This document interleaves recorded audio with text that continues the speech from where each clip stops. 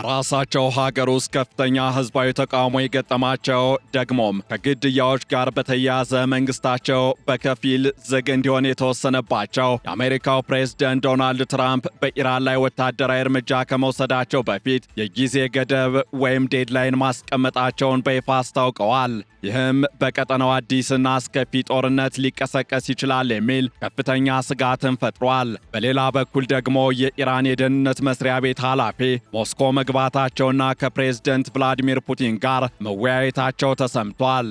ይህም ሌላ ድንጋጤን የፈጠረ ጉዳይ ሆኖ እየተዘገበ ይገኛል። በአንጻሩ ደግሞ የኢራኑ ፕሬዝዳንት ወደ ሞስኮ ሚስጥራዊ በሆነ በረራ ሸሽተዋል የሚል መረጃ መውጣቱ የተሰማ ሲሆን የእስራኤሉ ጠቅላይ ሚኒስትር ቤንያሚን ኔትንያሁ ደግሞ ከደህንነት ምክር ቤቱ ከፍተኛ አመራሮች ጋር ምስጢራዊ በሆነ ጉዳይ ላይ ተወያይተዋል ተብሏል። ደግሞ በሌላ በኩል ኢራን በቀጠናው ያሉ የአሜሪካ ኤምባሲዎችን ልመታ እችላለሁ ማለቷ ውጥረቱን አባብሷል እየተባለ ይገኛል። እናም በዕለቱ የኢትዮ ዴይሊ ዓለም አቀፍ ትንታኔ ዝግጅታችን በትራምፕ አስተዳደር የተቀመጠውን የጊዜ ገደብ፣ የኢራንን ዲፕሎማሲያዊና ወታደራዊ ዝግጅት፣ የሩሲያን ጣልቃ ገብነት እንዲሁም የእስራኤልን ምስጢራዊ ዝግጅቶች እንመለከታለን። ዓለም አቀፍ የትንታኔ ዘገባ ዝግጅቱ ጋር ታሪኩ ጋሹ ነኝ።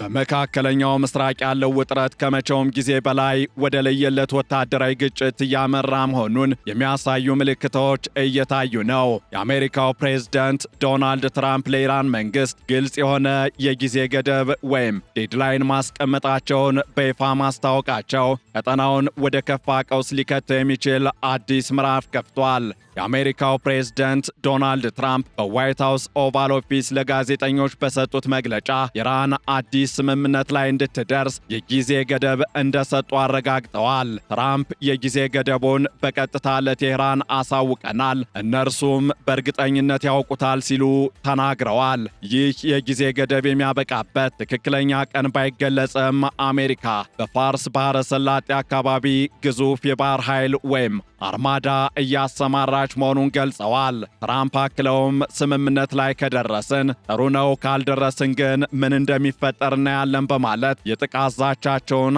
አጠናክረዋል። አሜሪካ ከኢራን የምትፈልገው አዲስ ስምምነት የዩራኒየም ማበልጸግን ሙሉ በሙሉ ማገድን፣ የረዥም ርቀት ሚሳኤል ክምችትን መቀነስን እንዲሁም ኢራን በመካከለኛው ምስራቅ ለሚንቀሳቀሱ ታጣቂ ቡድኖች የምታደርገውን ድጋፍ እንድታቆም የሚሉ ጥብቅ መስፈርቶችን ያካተተ ነው። በኢራን በኩል ግን የትራምፕ ማስጠንቀቂያ የሉዓላዊነት ጥሰት ተደርጎ ተወስዷል። የኢራን የውጭ ጉዳይ ሚኒስትር አባስ አራግቺ በቱርክ ባደረጉት ጉብኝት የሀገሪቱ የመከላከያና የሚሳኤል አቅም በፍጹም ለድርድር የማይቀርብ መሆኑን አስምረውበታል። አራግቺ በእኩልነት እንዲሁም በጋራ መከባበር ላይ የተመሰረተ ንግግር ለማድረግ ዝግጁ ነን፣ ነገር ግን ማስፈራሪያ ባለበት ሁኔታ ድርድር የሚታሰብ ነገር አይደለም ብለዋል። ይሁን እንጂ ውጥረቱ እየናረ በሄደ ቁጥር የኢራን ከፍተኛ የጸጥታ ባለስልጣናት ዲፕሎማሲያዊ ድጋፍ ፍለጋ ወደ ሞስኮ ማቅናታቸው እየተገለጸ ነው። የኢራን ከፍተኛ የብሔራዊ ደህንነት ምክር ቤት ጸሐፊ አሊ ላሪጃኒ በድንገት ሞስኮ በመገኘት ከሩሲያው ፕሬዝዳንት ቭላዲሚር ፑቲን ጋር መወያየታቸው ተዘግቧል። ፑቲን የኢራንን ሁኔታ በቅርብ እየተከታተሉ መሆኑን ገልጸው ማንኛውም ወታደራዊ እርምጃ በቀጠናው ላይ ሁከት ሊፈጥር እንደሚችል አስጠንቅቀዋል። ደግሞ በሌላ በኩል የኢራኑ ፕሬዝዳንት መሱድ ፔዚሽኪያን በሩሲያ ጥገኝነት ጠይቀው ሊሆን ይችላል የሚሉ ያልተረጋገጡ መረጃዎች በበረራ መከታተያ ድረገጾች እየተናፈሱ ቢገኙም ፕሬዝዳንቱ በቴሌቪዥን በሰጡት መግለጫ በሀገሪቱ ለተነሳው ተቃውሞ አሜሪካን፣ አውሮፓንና እስራኤልን ተጠያቂ አድርገዋል። ፕሬዝዳንት ፔዚሽኪያን ባደረጉት ንግግር ትራምፕ ኔትንያሁና አውሮፓውያን የኢራንን ሕዝብ በማነሳሳት አገሪቱን ለመበተን እንዲሁም በመካከላችን ጥላቻ ለመዝራት እየሰሩ ነው ሲሉ ከሰዋል። በተለይም አውሮፓ የኢራን አብዮታዊ ዘብን በሽብርተኝነት ለመፈረጅ መወሰኗ በቴህራን ከፍተኛ ቁጣን ቀስቅሷል።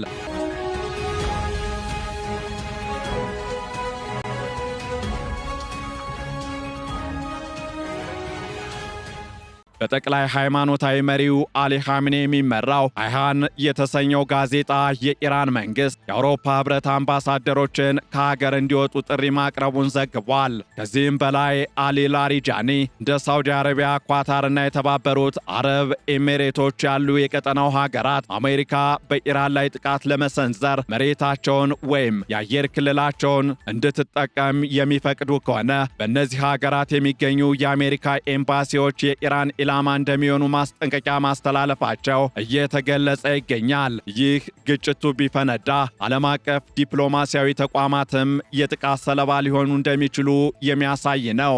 እስራኤል በበኩሏ ይህንን ወቅታዊ ሁኔታ በሕይወት ዘመን አንድ የሚገኝ አጋጣሚ ወይም በነጮቹ አገላለጽ ዋንስ ኢን ኤ ላይፍ ታይም ኦፖርቹኒቲ አድርጋ እየተመለከተችው ትገኛለች። ጠቅላይ ሚኒስትር ቤንያሚን ኔትንያሁ በኢየሩሳሌም ከፍተኛ ወታደራዊና የደህንነት ባለስልጣናትን በማሳተፍ በሚስጥራዊ ጉዳይ ላይ ያተኮረ ስብሰባ ማድረጋቸው ተሰምቷል። ስብሰባው በዋናነት የሚያተኩረው አሜሪካ በኢራን ላይ ስለምሰነዝረው ጥቃትና እስራኤል ሊኖራት ስለሚችለው ሚናም ሆኖም እየተገለጸ ይገኛል። የእስራኤል ወታደራዊ ደህንነት ዳይሬክቶሬት ኃላፊ ሜጀር ጀነራል ሽሎሚ ቢንደር በዋሽንግተን ተገኝተው ከፔንታጎንና ከሲአይኤ ባለስልጣናት ጋር በኢራን ውስጥ ስለሚጠቁ ቁልፍ የኒውክሌርና የሚሳኤል ጣቢያዎች መረጃ መለዋወጣቸው ታውቋል። እስራኤል አሜሪካ የምትሰነዝረው ጥቃት የተወሰነ ወይም ሊሚትድ አታክ ቢሆን እንኳን ኢራን በእስራኤል ላይ ከፍተኛ የአጸፋ እርምጃ እንደምትወስድ በመገመት ጦሯን በተሟላ መልኩ ዝግጁ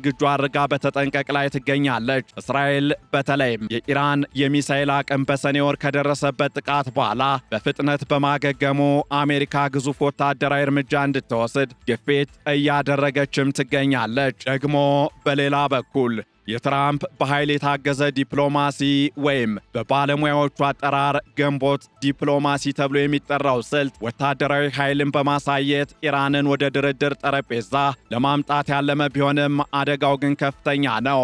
አሜሪካ ዩኤስኤስ አብርሃም ሊንከን የተሰኘውን አውሮፕላን ተሸካሚ መርከብና በርካታ አውዳሚ መርከቦችን ወደ ቀጠናው በማስጠጋት የጥቃት አማራጮቿን እያሰፋች ትገኛለች። ከዚህ በተጨማሪም የፔንታገን ባለስልጣናት እንደሚሉት ፕሬዝደንት ዶናልድ ትራምፕ ትዕዛዝ በሰጡ ቅጽበት በኢራን ላይ ጥቃት ለመፈጸም ዝግጁ ናቸው። ጥቃቱ የኢራንን መንግስት ሙሉ በሙሉ ለመጣል የታለመ ባይሆንም የኒውክሌር መሰረተ ልማቶችን እንዲሁም የሚሳኤል ማከማቻዎችን በማውደም የኢራንን ክንድ ማዳከም ዋናው ግብ መሆኑም እየተገለጸ ነው።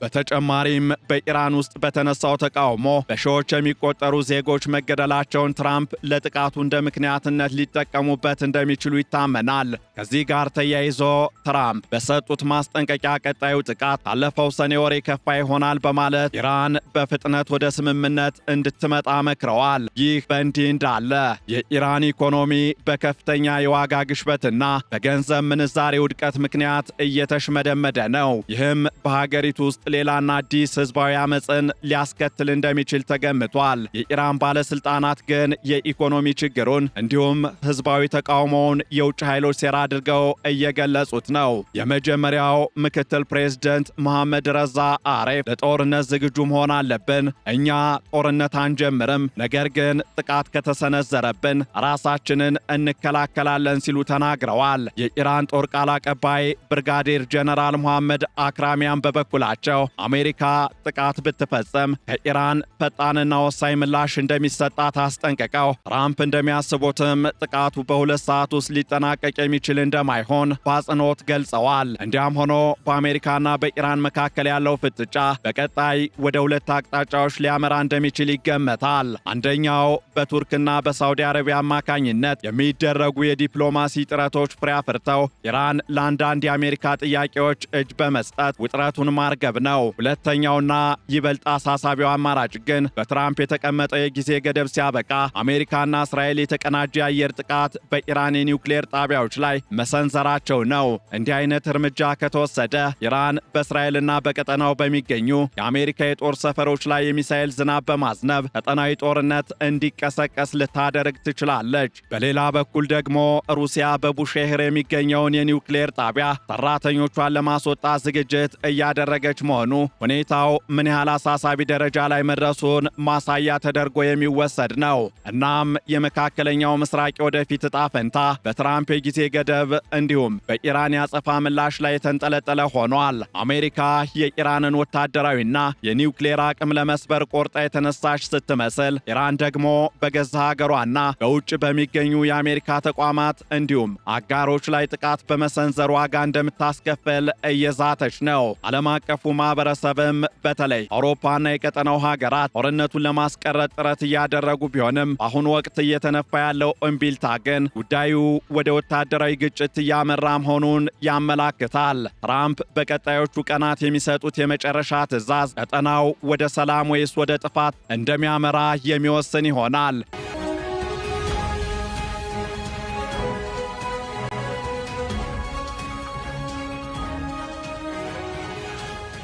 በሌላ በኩል ደግሞ የኢራን መንግስት በውስጥ ህዝባዊ አመፅና በውጭ ወታደራዊ ዛቻ ተከቦ ከፍተኛ ጫና ውስጥ ይገኛል። የእስራኤል ወታደራዊ ዝግጁነት እንዲሁም የአሜሪካ የባህር ኃይል መሰማራት በቀጠናው ላይ ሊፈነዳ የተዘጋጀ የባሩድ ክምችት መኖሩን ያሳያል። ፕሬዝደንት ፔዚሽኪያን ለምክክር ወደ ሞስኮ ማቅናታቸውም ይሁን አሊ ላሪጃኒ ያስተላለፉት ኤምባሲዎችን እናጠቃለን የሚል ማስጠንቀቂያ ቴህራን ለከፋው ሁኔታ እየተዘጋጀች መሆኑን ያረጋግጣል። በመጪዎቹ ቀናት የሚወሰዱ እርምጃዎች የመካከለኛው ምስራቅን ጂኦፖለቲካዊ ገጽታ ለአንዴና ለመጨረሻ ጊዜ ሊቀይሩት ይችላሉ።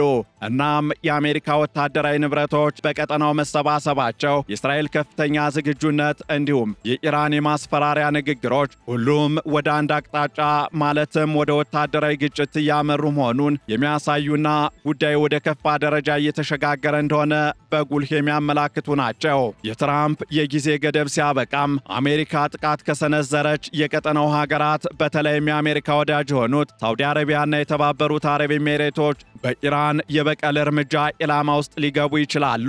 ሩሲያን በበኩሏ ሁኔታውን በቅርበት እየተከታተለች ሲሆን በኢራን የሚገኙ ዜጎቿን እንዲሁም የኒውክሌር ባለሙያዎቿን ለማስወጣት ዝግጅት እያደረገች መሆኗን ገልጻለች። እናም የትራምፕ አስተዳደር ለኢራን የሰጠው ማስጠንቀቂያና ወታደራዊ ዝግጅት እስራኤል ቴህራንን የማጥቃት ጥብቅ ፍላጎት ጋር ተዳምሮ ኢራንን ታሪካዊ አጣብቂኝ ውስጥ አስገብቷታል። በዚህም ኢራን ወይ የቀረበላትን ጥብቅ ቅድመ ሁኔታ ተቀብላ ወደ ድርድር ጠረጴዛ መምጣት አለባት፣ አለያም ያልታየና ያልተሰማ መጠነ ሰፊ ወታደራዊ ጥቃት ሊሰነዘርባት ይችላል እየተባለ ነው።